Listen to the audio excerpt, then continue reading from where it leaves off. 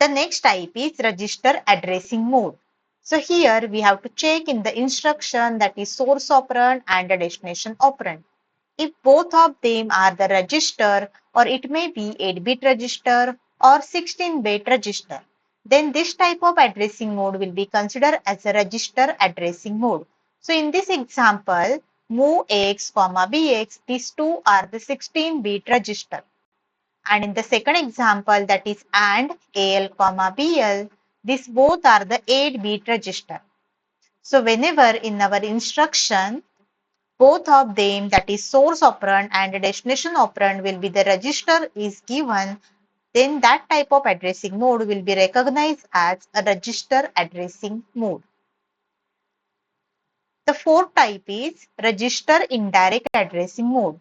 So here we are considering this register as BX, then BP, then SI and DI. If any one of the register is given in that source operand and that is given in that bracket, so we are considering the offset address or effective address of that particular register. So whenever we have to identify the register indirect addressing mode, we have to check these 4 register, and one of the register will be given in that source operand and that is given in that square bracket. So square bracket indicates that this is the contents of your memory location that will be addressed by this register. So it may be BX register, it may be BP register, it may be SI or DI register. So these two are the base register, that is BX and BP, and this SI and DI, these are the index register.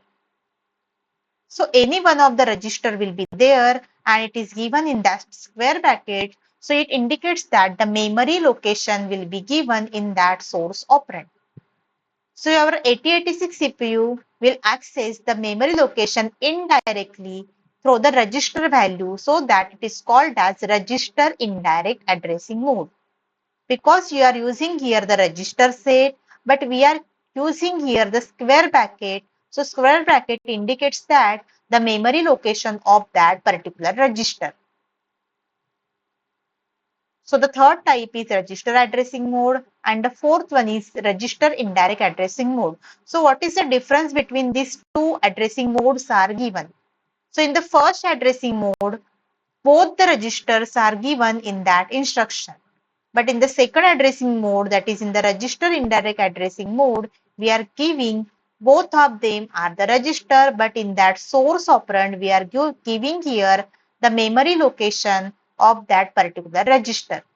So it may be base register, that is BX and BP, or it may be SI and DI. So any one of the register will be there in that destination and the source operand. That time we are considering as register indirect addressing mode.